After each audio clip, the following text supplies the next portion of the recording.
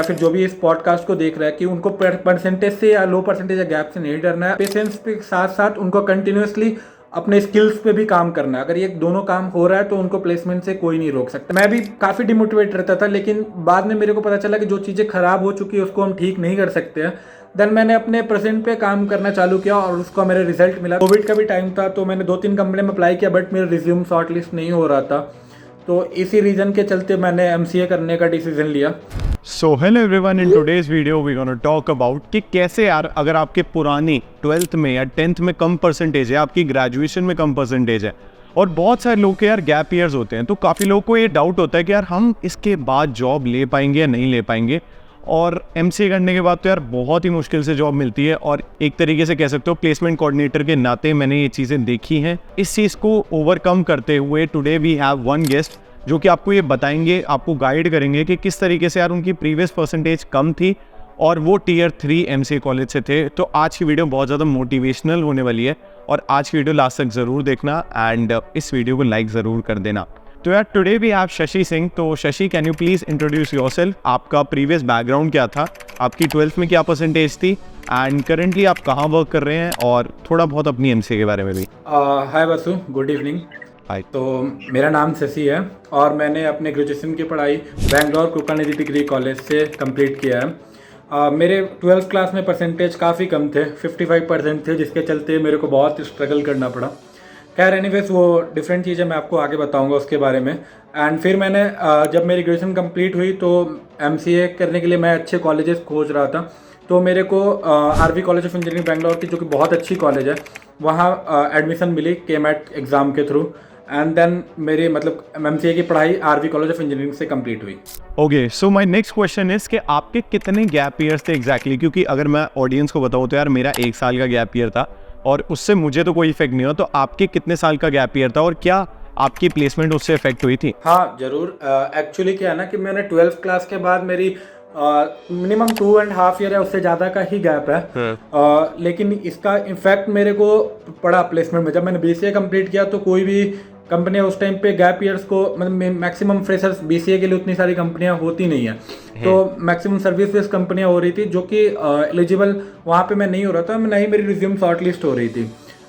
इसका बहुत ज़्यादा ही इफेक्ट पड़ा है। लेकिन एक बार MCA करने के बाद जब पता चला कि बहुत सारी कंपनियां होती है तो उतना ज़्यादा फिर इफेक्ट नहीं हुआ। लेकिन हाँ, फिर भी सर्विस बेस्ड कंपनी में मेरा कभी भी सिलेक्शन नहीं हो पाया, क्योंकि वहाँ पे वो मिनिमम जो रिक्वायरमेंट होता है उनका 1 ईयर गैप होता है, जो कि मेरा गैप ज़्यादा था। लेकिन एक्चुअली ये मेरे लिए काफ़ी अच्छा भी हुआ, क्योंकि सर्विस बेस्ड कंपनी में पैकेजेस बहुत कम होते थे और प्रोडक्ट बेस्ड कंपनियों के पैकेजेस बहुत अच्छी होती थी। और बहुत सारी कंपनियां हैं जो परसेंटेज पे फोकस नहीं करती है, बस सर्विस बेस्ड कंपनियों को छोड़ दिया जाए तो। Okay, so next question is कि यहाँ पर आपकी कितनी परसेंटेज थी आपकी 10th, 12th, graduation and post graduation में, और क्या उससे कुछ इफेक्ट हुआ आपकी प्लेसमेंट्स एंड आपने उस चीज़ से कैसे कोप अप किया अगर वो इफेक्ट की तो? या एक्चुअली 10th क्लास में मेरी परसेंटेज ठीक ठाक थी, 60% थी, बट 12th क्लास में परसेंटेज वो बहुत गिर गई, 55% हो गया। एंड देन फिर मेरे को उसके चक्कर में कॉलेज में एडमिशन भी नहीं मिल रहे थे BCA में। फिर मैंने एक प्राइवेट कॉलेज से अपना BCA कंप्लीट किया और वहाँ से फिर वही दिक्कत था कि मिनिमम कंपनियों का रिक्वायरमेंट 60% होता ही है किसी भी कंपनी में, या प्रोडक्ट बेस्ड कंपनी या फिर कोई भी कंपनी चले जाए तो मिनिमम रिक्वायरमेंट 60% होता है। तो वहाँ पे बहुत सारी कंपनियों में जो थ्रू आउट देखते हैं, तो वहाँ पे मैं सिलेक्ट नहीं हो पा रहा था। तो मेरे लिए एक टाइम पे बहुत टेंशन, बहुत चिंता का समय था वो मेरे लिए। लेकिन जब मैंने MCA करने का डिसीजन लिया और मेरे BCA में बहुत अच्छे परसेंटेज थे, 84 परसेंटेज से BCA में, लेकिन फिर भी वो हेल्प नहीं आ रहे थे सिर्फ 12 के परसेंटेज के चलते। इसलिए मैंने MCA करने का डिसीजन लिया और मेरे MCA में 76% है, कंप्लीट हो गई वो भी। तो वहाँ पे एक बार कंप्लीट होने के बाद उतना मतलब नहीं हुआ, क्योंकि बहुत सारी कंपनियां सिर्फ MCA के लिए आती थी और BCA और MCA के परसेंटेज देखती थी, जो कि उनका रिक्वायरमेंट होता था 70% या 60% है, बस बहुत सारी कंपनियों का ये रिक्वायरमेंट होता था। फिर अगेन वहीं पे MCA में भी जो service based company I like TCS, Mindtree, इनका रिक्वायरमेंट ये होता था कि थ्रू आउट द 60% होना चाहिए। तो वहाँ मैं कभी भी एलिजिबल नहीं हुआ था और इसलिए मेरा बहुत दिक्कत हुआ। एक टाइम पे मेरे को ये लगने लगा था कि मेरा प्लेसमेंट नहीं होगा, क्योंकि शुरू में यही सारी कंपनियां कॉलेज में आती है। बट लेकिन मेरे जो मैम थी या फिर उन्होंने समझाया कि ये सर्विस बेस्ड कंपनी है, इसको बैकअप प्लान की तरह रख सकते हो, अभी बहुत सारी कंपनियां आने वाली है, तो अपने आप पे भरोसा रखो, आराम से हो जाएगा। और वो बात सही भी था। बहुत सारी कंपनियां उसके बाद, जैसे कि मैं एसेंचर में बैठ पाया, डोवर में बैठ पाया, ऑप्टम में बैठ पाया, और लास्ट मेरी कंपनी कोक, उसमें मतलब मैं जहाँ काम कर रहा हूँ वहाँ पे बैठ पाया, तो वहाँ मेरा सिलेक्ट हो गया। तो बहुत सारी कंपनियां ऐसी है जहाँ पे परसेंटेज मायने नहीं रखता है, आपके परफॉर्मेंस और स्किल्स मैटर करते हैं। अगर आपने सही से प्रिपरेशन किया है तो आपको उतना, आपके परसेंटेज आपको उतना इफेक्ट नहीं डालेगा। बस आपको भरोसा खुद पे रखना है। और लाइक ये जो भी कंपनी, मैं ये नहीं बोल रहा हूँ कि, बट अगर आपके परसेंटेज कम है तो हाँ, आप एंट्री लेवल पे वहाँ नहीं जा सकते हैं। अगर आपका अगर आपने 1-2 साल का एक्सपीरियंस ले लिया तो फिर ये सारी कंपनियाँ में जा सकते हैं। बट एक बार अगर आप दूसरे कंपनी में आ गए तो फिर आई डोंट थिंक सो कि आप सर्विसेज कंपनी में जाओगे। ओके ओके, तो यार आई होप यहाँ पर आपके बहुत सारे लोगों के डाउट होते हैं कि यार किस तरीके से कम परसेंटेज के साथ भी हम कोप अप कर सकते हैं। तो यार ये चीज़, ये आंसर दिया, उससे बहुत मोटिवेशन मिली होगी सबको कि हाँ यार वो निकाल सकते हैं बढ़िया से बढ़िया placement. Okay, so my next question is कि अभी आप कौन सी कंपनी में प्लेस्ड हो and what is your job role exactly? आप क्या काम करते हो एज ए डेवलपर, या फिर क्या हो आप एग्जैक्टली? अभी मैं actually Coke KGSI Coke company है, वहाँ मैं प्लेस्ड हुआ अपने कॉलेज के थ्रू। एंड अभी जो मेरा डेजिग्नेशन है एसोसिएट डेटा इंजीनियर है। And Okay. लाइक अभी मैं इंटर्न्स था, तो वहाँ पे बेस्ड ऑन परफॉर्मेंस इन्होंने कन्वर्ट किया। मोस्टली बहुत सारे लोग आए थे लेकिन कुछ लोग ही कन्वर्ट हो पाए। तो मेरे लिए, मैं भगवान का शुक्रिया अदा करना चाहता हूँ इसके लिए। और रहा बात कि अभी मेरा रोल बस यही होता है कि मतलब मेरा जो काम है कि डेटा को क्लीनिंग करना, ETL परफॉर्म करना, एंड देन फिर उसको डेटा वेयर हाउस लाइक कहीं पे उसको लोड करना। अभी हम इनिशियल स्टेज में वहाँ पे काम सीख रहे हैं, तो हमें कुछ चंक या फिर कुछ स्मॉल पीसेस ऑफ वर्क मिलते हैं जो हमें करना होता है। एंड देन इसी तरह से भी काम को सीख रहा है। We are in learning stage. Okay, तो यार आई होप यहाँ पर आपको ये चीज़ समझ आ गई होगी कि एग्जैक्टली इनका वर्क क्या है। So my next question to you is कि यार Tier 3 MCA से आप करंटली इतनी बढ़िया कंपनी में प्लेस हो, तो व्हाट इज़ योर जर्नी? आपने क्या क्या चीज़ें देखी और क्या क्या चीज़ें कोप अप की? एक्चुअली जब मैं BCA में था तो मेरे लिए, मैं कॉमर्स बैकग्राउंड से था, 12th मैंने कॉमर्स बैकग्राउंड से किया था। तो जब मैं BCA में आया तो मेरे लिए बहुत डिफिकल्ट टाइम था, क्योंकि मैंने पहली बार मैं C++ ये सारे लैंग्वेजेस सुन रहा था। तो उस टाइम मेरे को कुछ भी समझ में नहीं आता था। बट मैं वहाँ पे जो भी चीज़ था, एक तरह से मैं बोलना नहीं चाहता बट बोल रहा हूँ, क्योंकि बाई हार्ट करता था मैं कोड को, या फिर समझने की कोशिश नहीं कर, क्योंकि मेरे को पास होना उस टाइम पे मेन मोटिव था।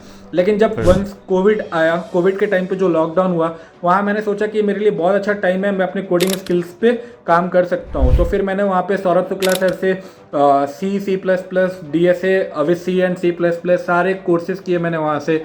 देन मैंने वहाँ से पाइथन, मतलब कम से कम 6-7 कोर्स वहाँ से किया। और फिर मेरा वहाँ पे बेसिक अंडरस्टैंडिंग हो गया कि कोड कैसे काम करता है या फिर कैसे हम यूज़ कर सकते हैं।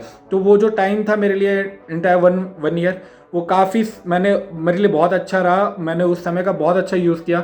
और उसके बाद जब मैं MCA में आया तो मेरे को ऐसा कभी भी फील नहीं हुआ। मेरे को बाकी अपने क्लासमेट से भी मतलब ऐसा लगता था कि मैं ठीक हूँ। कोई कंपेयर नहीं कर रहा हूँ, बट एक होता है कि हाँ मैं ठीक हूँ और अच्छा कर पा रहा हूँ।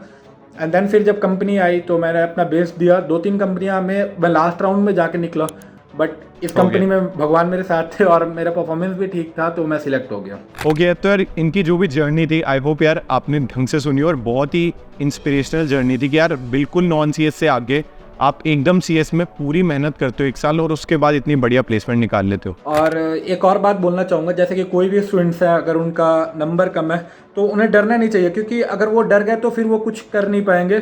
उन्हें अगर जो चीज़ खराब हो चुका है उसको खराब, मतलब उसको तो ठीक नहीं किया जा सकता है पीछे जाके, तो उसको एज इट इज़ छोड़ के फ्यूचर पे जो चीज़ होने वाली है उसको हम, उस पर हमारा कंट्रोल हो सकता है, हम उसको ठीक कर सकते हैं। मैं भी काफ़ी डिमोटिवेट रहता था, लेकिन बाद में मेरे को पता चला कि जो चीज़ें खराब हो चुकी है उसको हम ठीक नहीं कर सकते हैं।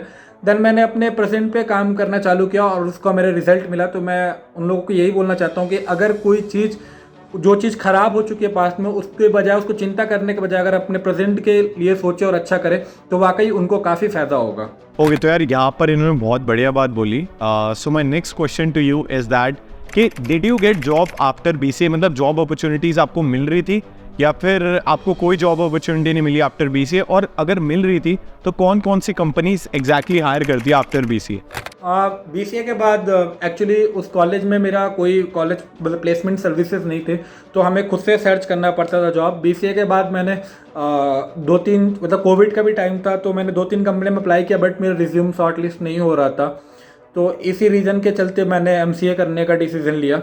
और एक कंपनी थी जो स्टार्टअप थी, बट वो मतलब रोल मतलब ऐसा था कि मैं नॉन टेक बैकग्राउंड से जैसे करना था, तो मैंने उसको एक्सेप्ट नहीं किया।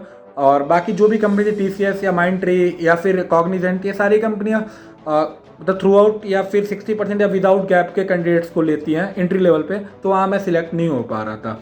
फिर मैंने उसके बाद जब मैं सिलेक्ट नहीं हो पा रहा था, तो मैंने वही बोला कि डिमोटिवेट होने के बजाय मैंने अपने आप पे भरोसा रखा और फिर मैंने MCA करने का डिसीजन लिया। कुछ अपने टीचरों से मैंने पूछा कि ये करना सही है, उन्होंने सही से राय दिया और फिर मैं उस पर काम किया एंड देन फिर एट द एंड जाके मेरे को एक अच्छा रिजल्ट मिला, जो कि मेरे लिए काफ़ी अच्छा था और मैं काफ़ी खुश हूँ आज। उस डिसीजन पे मेरे को बहुत अच्छा लगा जो भी मैंने उस टाइम पे डिसीजन लिया था। ओके, तो यार आई होप यहाँ पर आपको BCA के बाद जॉब रियलिटी भी पता लग रही है कि इतनी कंपनीज नहीं हायर करती और इनकी क्या जर्नी थी आफ्टर BCA। BCA के बाद एक्चुअली उतनी कंपनियां नहीं होती है, खासकर हमारे लोगों को, मतलब BCA और MCA वालों के लिए BCA लेवल पे उतनी जॉब नहीं होती, और जो जॉब होती भी है वो नॉन टेक बैकग्राउंड से ज़्यादा मतलब ये हो जाता है। तो वो हमने एक्चुअली टेक्निकल चीज़ों पे ध्यान दिया 3 साल। उसके बाद फिर वहाँ इस मेहनत को छोड़ के फिर उस जगह जाना मेरे को सही नहीं लगा। इसी रीज़न के चलते मैंने सोचा अगर 3 साल गया है तो मैं 2 साल और देता हूँ खुद को। 2 साल लेट ही होगा लेकिन उसका रिजल्ट बहुत अच्छा होगा। तो बस वही बात है, पेशेंस रखेंगे तो रिजल्ट भी बहुत अच्छा आएगा। Okay, so my next question is कि आपको MCA करने के लिए क्या चीज़ें मोटिवेट की, क्योंकि यार आपके 12वीं में तो बहुत कम परसेंटेज थी। क्या आपको पता था कि 12वीं की कम परसेंटेज के बाद भी अगर आपकी आती है तो प्लेसमेंट बहुत मुश्किल से लग पाती है, तो उसके ऊपर आपको क्या चीज़ ने मोटिवेट किया? जैसे कि मैंने बोला कि जब मेरा 12th में नंबर कम था तो एक्चुअली मेरे को समझ में नहीं आ रहा था कि मैं क्या करूं। BCA के बाद सच में मेरे को कुछ भी समझ में नहीं आ रहा था मैं क्या करूं, क्योंकि मैं कहीं भी शॉर्ट लिस्ट में रिज्यूम नहीं हो पा रहा था। तो फिर मैं अपने एक सर से मिला, उन्होंने बोला कि अगर तुम MCA कर लोगे तो फिर तुम्हारे पास ये जो अपॉर्चुनिटीज़ है, जॉब अपॉर्चुनिटी ज़्यादा कंपनियां के लिए आएंगी और पक्का है कि कहीं ना कहीं जॉब लग जाएगा। तो इस रीज़न से उनकी बात ने मेरे को बहुत मोटिवेट किया, क्योंकि मेरा BCA के बाद कोई MCA करने का प्लान नहीं था, क्योंकि मेरे को ऐसा लगता था कि कहीं ना कहीं जॉब लग जाएगा, लेकिन ग्राउंड रियलिटी ये चीज़ नहीं है। मैं सभी लोगों को ये बात बोलना चाहता हूँ कि अगर आप BCA कर रहे हैं तो आपको MCA करना ही चाहिए, क्योंकि आप BCA के लेवल पे आपके पास उतनी अपॉर्चुनिटीज़ नहीं होंगे जितने MCA के लेवल पे होंगे। अब अगर एक बार आपने MCA कर लिया तो आपका वो परसेंटेज, लो परसेंटेज या गैप उतना मायने नहीं रखता, क्योंकि बहुत सारी कंपनियां स्किल्स देखती है, ना कि वो आपके परसेंटेज और आपके गैप ईयर पे ध्यान देती है। अगर आपके अंदर स्किल्स है और आपने MCA किया, मतलब ये नहीं कि आप डिग्री के लिए MCA करो, आप MCA के लेवल पे अगर मतलब MCA कर रहे हो तो वहाँ पे अपने स्किल्स पे काम करो। वहाँ आपको अपने मार्क्स पे फोकस नहीं करना, आप अपने स्किल्स पे काम कर सकते हो और कुछ अच्छे लैंग्वेजेस या फिर कोई टेक्नोलॉजी, न्यू टेक्नोलॉजी जो भी है मार्केट में, उसको सीख सकते हो। And then you can, I think ये बहुत अच्छा होगा अगर वो इस तरह से करते हैं, तो उनको भी कोई दिक्कत नहीं होगा। सच बता रहा हूँ, मेरे को BCA के बाद बहुत दिक्कत हुआ था जॉब के लिए, बट एक बार जब MCA में आया तो उसके बाद मेरे को उतना दिक्कत नहीं हुआ। 4-5 कंपनियां जहाँ मेरी रिज्यूम शॉर्टलिस्ट नहीं हुई, लेकिन बहुत सारी कंपनियां थी जहाँ मैं अपेयर हो रहा था बैठने के लिए। तो मैं अपने प्लेसमेंट सीजन के मिड में ही, मतलब मिड क्या स्टार्टिंग में ही मैं प्लेस्ड हो गया था। उसके बाद भी बहुत सारी कंपनियाँ आई, एन नंबर ऑफ कंपनियाँ आई, जहाँ पे मेरे बहुत सारे दोस्त थे जिनका 55 या फिर 50 से भी कम था परसेंटेज, बट वो लोग भी बहुत अच्छे अच्छे कंपनी में प्लेस्ड हो गए। तो मेरे को नहीं लगता है कि MCA के मतलब एक बार MCA के बाद आपका परसेंटेज, 12 का परसेंटेज आपको इतना परेशान करता होगा। Okay, so my next question is कि how you exactly prepared for your placements and what was your complete journey, और यहाँ पर आपकी जो भी सीनियर्स की गाइडेंस और मेंटरशिप का क्या रोल था एग्जैक्टली? जब प्लेसमेंट सीजन चल रहे थे या फिर जब मैं बताया, मैं कोविड के टाइम से ही बहुत जगह से यूट्यूब वीडियोस, आपके भी यूट्यूब चैनल से, मतलब बहुत जगह मैं आपको बहुत पहले से ही फॉलो करके रखा हूँ। तो मैंने बहुत जगह से देखा कि मार्केट में एक्चुअली ज़रूरी क्या है। तो मेरे को पता चला कि बेसिक्स अगर स्ट्रांग हो तो, अगर बहुत सारे लोग होते हैं ना कि एडवांस टेक्नोलॉजी सीखने के चक्कर में बेसिक्स स्ट्रांग नहीं कर पाते हैं, तो मेरे को ये लगा कि अगर बेसिक्स स्ट्रांग हो तो हम कहीं भी एलिजिबल हो सकते हैं प्लेसमेंट के लिए। तो इसलिए मैंने मतलब अच्छे से बेसिक्स को सीखा, बहुत सारे लैंग्वेजेस लाइक C++, जावा, पाइथन को अच्छे से सीखा। एंड देन फिर मैंने SQL पे बहुत अच्छा ध्यान दिया। मैंने SQL पे कम से कम दो मंथ या 3 मंथ दिए थे, बहुत अच्छे मेरे को याद है। मैं हमें और उसके बाद फिर जो भी कॉलेज में से पढ़ाई होते थे, जो भी पढ़ाया जाता था उस पर अच्छे से फोकस करता था मैं। और फिर मैं मतलब Geeks for Geeks से कोडिंग जो भी क्वेश्चंस होते थे उन पर प्रैक्टिस करता था। या फिर मैंने जैसे बताया कि सौरभ शुक्ला का खुद का अपना एक कोडिंग प्लेटफॉर्म है, तो वहाँ पे हमने जो कोर्स लिया था उस पर हमें एक्सेस था कि हम कोड प्रैक्टिस कर पाए, तो वहाँ भी हम बहुत सारे कोड प्रैक्टिस करते थे, ना कि बहुत हाई लेवल पे नहीं, बेसिक्स और इंटरमीडिएट लेवल पे ही हम कोड प्रैक्टिस करते थे। वो काफ़ी हेल्पफुल रहा मेरे लिए। तो बस मैं यही बोलना चाहता हूँ कि जो भी स्टूडेंट्स है प्लेसमेंट के लिए तैयारी कर रहे हैं, फर्स्ट ऑफ ऑल वो अपने बेसिक्स को स्ट्रॉन्ग करें। अगर उनका बेसिक स्ट्रॉन्ग है तो उनका आराम से प्लेसमेंट हो जाएगा। बेसिक में अगर वो एक लैंग्वेज को अच्छे से जाने, या फिर वो मतलब एक लैंग्वेज को तो जानना कंपलसरी है, इस एसक्यूएल पे बहुत ज़्यादा ध्यान दें क्योंकि एसक्यूएल बहुत इंपॉर्टेंट है। एंड देन फिर ओएस का हल्का फुल्का नॉलेज हो, मतलब मिनिमम जो भी नॉलेज हो काफ़ी होता है प्लेसमेंट एंट्री लेवल के लिए। Okay, so my last question of this amazing podcast is that कि कौन सी कंपनीज है यार कि यार जो भी ईयर गैप और अगर आपकी कम परसेंटेज हो तो आपको हायर कर लेती है और यहाँ पर वो क्राइटेरिया नहीं है, तो एक बार यार इनके बारे में बता दो अगर आपको पता है कुछ। देखिए, प्रोडक्ट बेस्ड कंपनियां या फिर स्टार्टअप जो होती है वहाँ पे परसेंटेज मायने नहीं रखता है। जैसे कि मैं अभी इस कंपनी में काम कर रहा हूँ, कोक, या फिर आप ऑप्टम ले लें, डोवर ले ले, ये सारी बहुत अच्छी कंपनियां हैं। एसेंचर में भी आई डोंट थिंक सो कि परसेंटेज का कोई मायने होता, क्योंकि मैं उसके लिए एलिजिबल था और मैंने एग्ज़ाम दिया था। और एक एप्सिलॉन करके कंपनी, वो भी बहुत अच्छी कंपनी है। तो ये मिनिमम 5-6 कंपनियां जो मेरे को अभी याद आ रहा है, और बाकी जो भी है मैं रिसोर्सेज पे मतलब शेयर कर दूंगा, आप लोग वहाँ जाके देख सकते हो। बहुत सारी कंपनियां हैं जो मेरे को अभी 5 जो याद आ रही है जिसके लिए मैं एलिजिबल था। बाकी बहुत सारी कंपनियां हैं जो मैं लिंक मतलब मैं शेयर कर दूंगा, आप डिस्क्रिप्शन बॉक्स में जाके वहाँ पे देख सकते हैं। मैं आपके साथ पक्का शेयर कर दूंगा जो भी कंपनियां हैं। एक्चुअली मैं जो भी ये वीडियो को देख रहा है, मैं उनसे एक बात बोलना चाहता हूँ कि जब मैं प्लेस नहीं हुआ था तो मैं आपके भी चैनल को प्लेस कर, क्योंकि BCA प्लस MCA आप भी, तो मैं ऐसे चैनल को बहुत प्लेस करता था। तो आपने बहुत सारे वीडियोस में आपने जो तरीके बताए हैं पढ़ने के लिए या फिर प्लेसमेंट क्रैक करने के लिए, वो बहुत हेल्पफुल रहा मेरे लिए। वाकई मैंने मतलब बहुत सारे लोगों के वीडियोस फॉलो, जिसमें से आप भी एक थे जिनका मैं वीडियो फॉलो करता था अच्छे से। एंड वन मोर थिंग मैं बोलना चाहता हूँ कि जो भी आपके चैनल को देख रहे हैं या फिर जो भी इस पॉडकास्ट को देख रहे हैं, कि उनको परसेंटेज से या लो परसेंटेज या गैप से नहीं डरना है, अपने आप पे भरोसा रखना है और अपने पेशेंस के साथ साथ उनको कंटिन्यूसली अपने स्किल्स पे भी काम करना है। अगर ये दोनों काम हो रहा है तो उनको प्लेसमेंट से कोई नहीं रोक सकता और बहुत अच्छे कंपनी में प्लेस हो जाएंगे।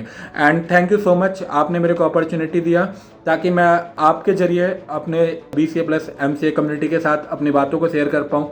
थैंक यू सो मच इसके लिए।